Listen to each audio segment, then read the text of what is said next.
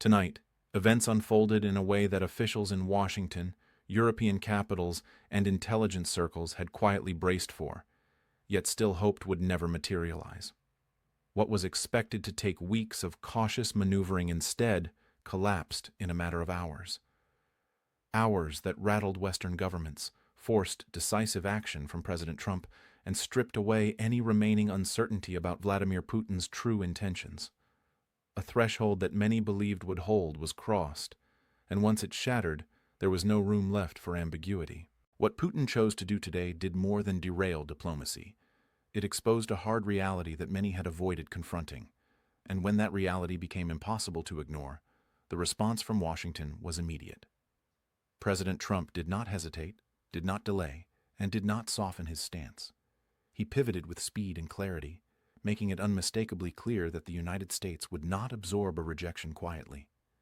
Yet that was only the beginning, because as Washington recalibrated, Kiev did something few anticipated. Ukraine itself issued a warning, not as a subordinate party, not as a passive observer, but as a decisive actor asserting its place at the table. What happened today matters not only because of the decisions made, but because of what those decisions reveal about the phase this war has now entered. This was not a routine diplomatic failure. It was a collision between three competing visions of how this conflict should end. And standing at the center of that collision is Volodymyr Zelensky, a leader who has spent years fighting for his country's survival and made it unmistakably clear today that Ukraine will not be sidelined in negotiations that determine its future. For weeks, subtle indicators had been appearing. No official announcements, no public declarations, only quiet signals that the Trump administration was preparing a move unlike any before. A ceasefire framework, delivered not through traditional channels, but through discreet backdoor communications that had remained dormant since the earliest days of the war. President Trump's approach to diplomacy has always been transactional, but it follows a recognizable logic. He applies pressure, sets terms, and waits to see whether the other side blinks. What alarmed officials in Moscow, Kiev, and Brussels was that this time Putin did not play along. Analysts who track diplomatic behavior noticed the warning signs immediately. The usual careful wording vanished.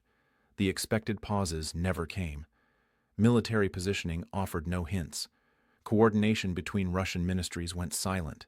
And when Putin goes silent at a moment like this, history shows it rarely signals restraint. It signals impact.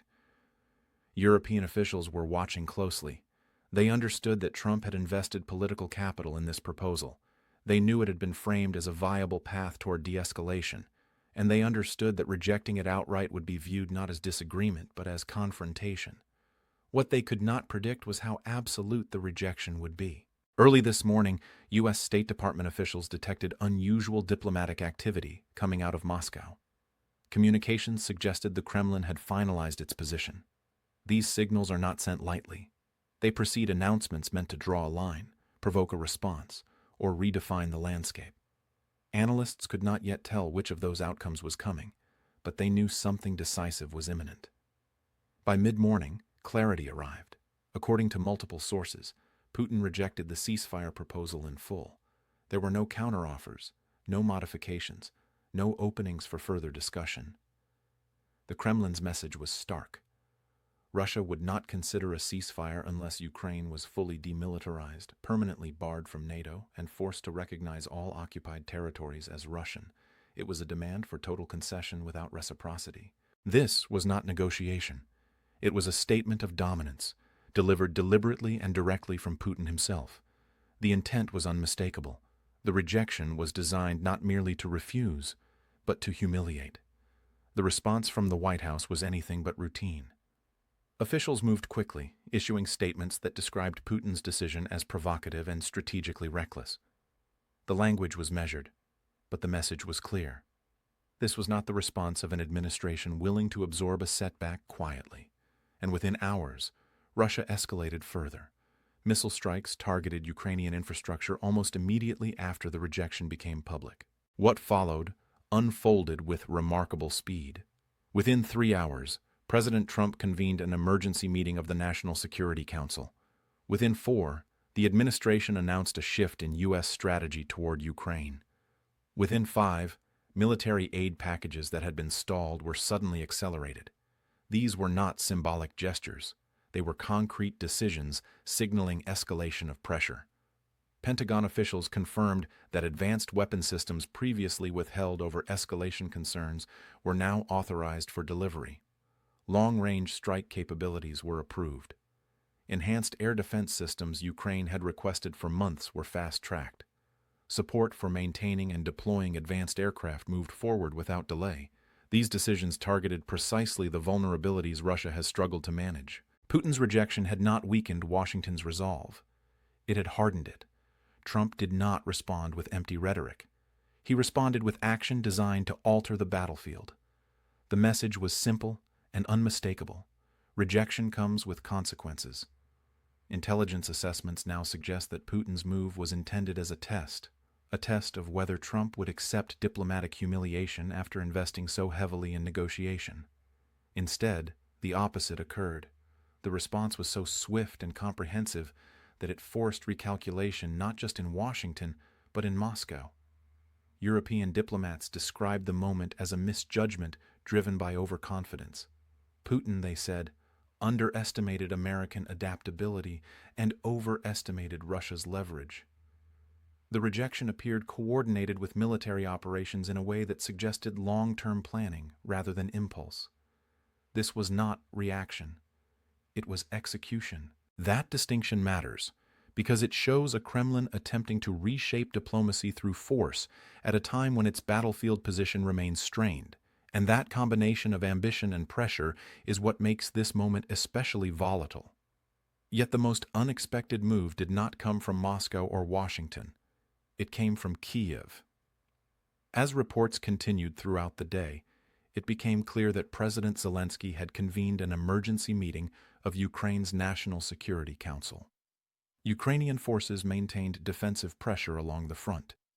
Diplomatic teams moved rapidly to align messaging with European allies. Intelligence assessments were shared at speed. This was not passive coordination. It was initiative. Ukraine was not waiting to be told what came next. Ukraine was setting conditions. And with that, a new phase of this conflict began. What emerged from Kyiv over the next several hours surprised nearly everyone watching. Ukraine was not merely responding to decisions made elsewhere. It was asserting itself as a determining force. President Zelensky's actions made one thing unmistakably clear. Ukraine would not accept a future negotiated over its head. Any assumption that Kyiv would simply fall in line behind Washington's diplomacy evaporated. This moment cut against Putin's expectations on multiple levels. He believed the rejection would expose fractures.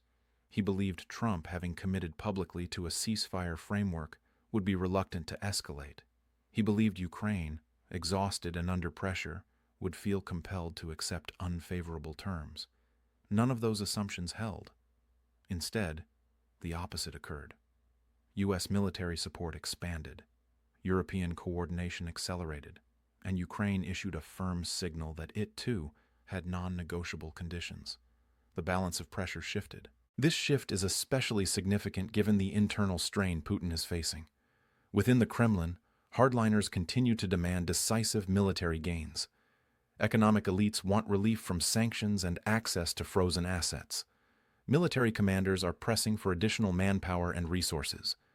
And across Russia, the economic weight of the war is becoming increasingly difficult to ignore. Putin is attempting to satisfy all of these forces while projecting confidence abroad.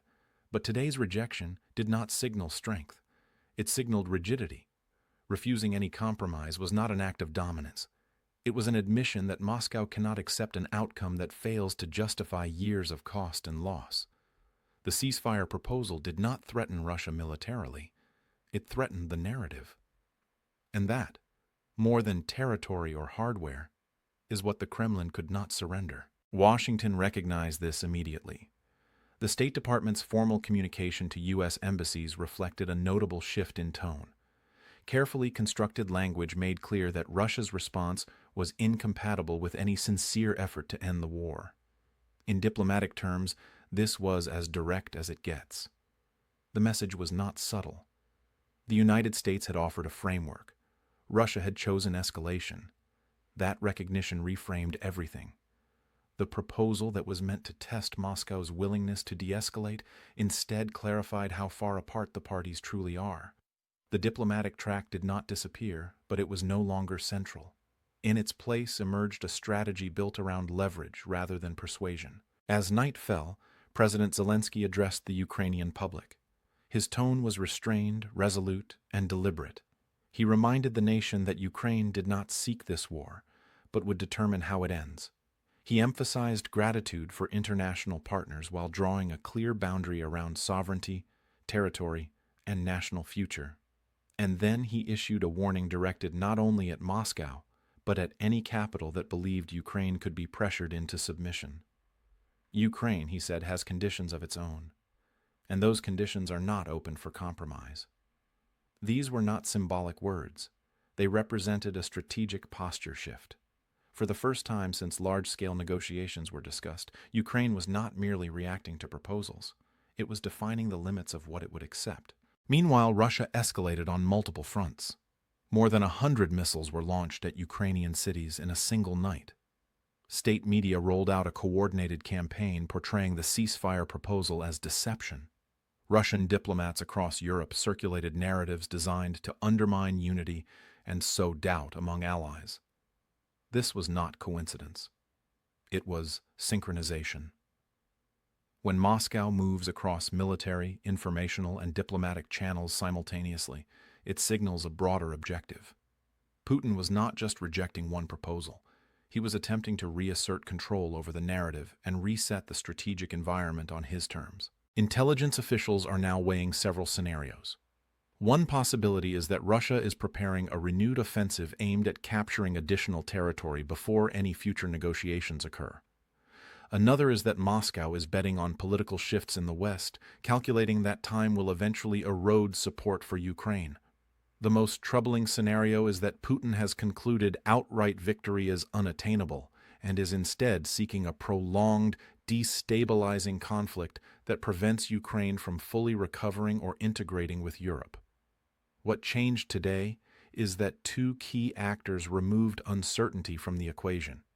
Trump made clear that diplomatic rejection would not be met with restraint. Zelensky made clear that Ukraine would not accept imposed outcomes. Both moves narrowed Putin's room to maneuver. What we are witnessing now is a direct test of resolve. Moscow is probing for fractures. Washington is signaling endurance. Kyiv is asserting agency. And Europe is working to preserve a security order that has defined the continent for generations. These objectives are not easily reconciled, and how they intersect in the coming weeks will shape far more than the fate of one country. Tonight, intelligence agencies are closely tracking Russian troop movements that suggest preparation for renewed operations. Intercepted communications indicate rising frustration within Russia's military command, and analysts believe Putin's rejection was only the opening move in a broader attempt to gauge how much pressure the West is truly willing to absorb. But neither Washington nor Kyiv is stepping back. The strategy has shifted from persuasion to positioning. The question now is not whether negotiations will happen, but under what conditions and at what cost. As the night progressed, it became increasingly clear that the ground beneath this conflict had shifted. The familiar rhythms of escalation and pause were gone. In their place was something more rigid, more deliberate. Putin's decision had forced every major actor to clarify where they stood, and in doing so, it stripped away illusions that had lingered for months. President Trump's response was not improvised. Officials close to the administration indicated that contingency plans had existed for precisely this scenario. The speed of the pivot suggested preparation, not panic. The message to Moscow was carefully calibrated.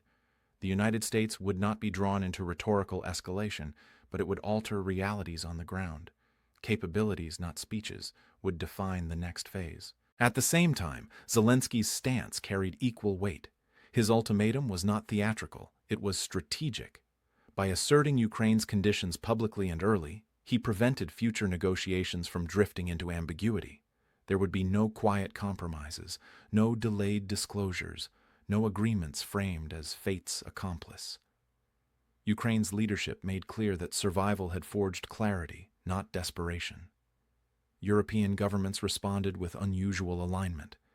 Emergency consultations moved faster than at any point since the early stages of the war. Messaging was coordinated. Military and economic support discussions advanced without the friction that had previously slowed them. Behind closed doors, officials acknowledged that Putin's move had simplified decision-making. Ambiguity had been replaced by certainty. That certainty, however, carries risk. Putin now faces narrowing options, escalation risks provoking responses he may not be able to control. De-escalation risks internal backlash from those who demand victory or validation. Maintaining the current course risks stagnation and prolonged strain. None of these paths are comfortable, and leaders rarely make their most stable decisions when boxed in by pressure. Late tonight, Russian state media coverage reflected that tension. The usual triumphal language was absent. Commentators spoke cautiously. Official statements avoided sweeping declarations. This restraint did not signal moderation. It signaled calculation. When Moscow goes quiet after a confrontation, it is reassessing. Intelligence analysts believe the Kremlin is now weighing how to regain initiative without triggering unified retaliation. Whether that takes the form of intensified military action, diplomatic probing through third parties, or calculated pauses remains uncertain. What is clear is that the rejection of the ceasefire did not achieve its intended effect.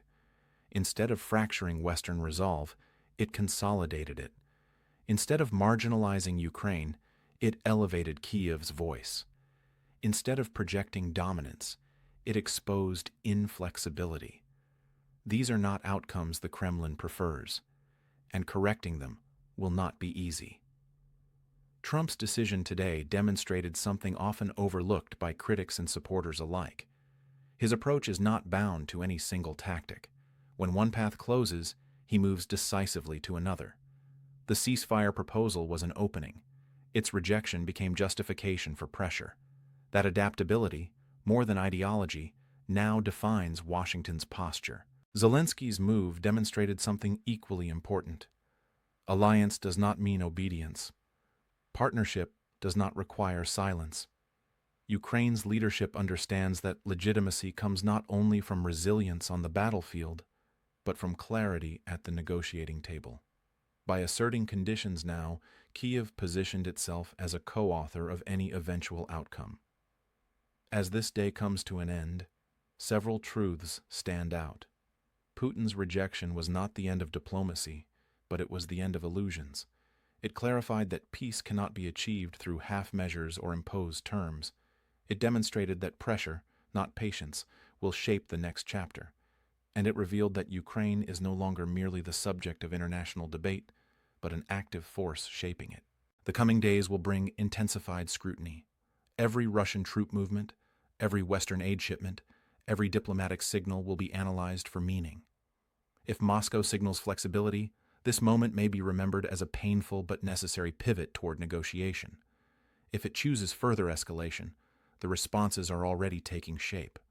What is undeniable is that today altered the trajectory. Putin tested resolve and encountered resistance. Trump demonstrated adaptability under pressure. Zelensky asserted agency with unmistakable force. And Europe, long cautious, found renewed unity. This war has always been defined by endurance more than spectacle, by the ability to absorb pressure, adapt to setbacks, and maintain purpose when outcomes are uncertain. Tonight, endurance belongs not to those who reject compromise out of rigidity, but to those who adjust without surrendering principle. The story is not over. It is entering a sharper, more dangerous phase, but the lines are clearer now, and clarity, in moments like these, is power.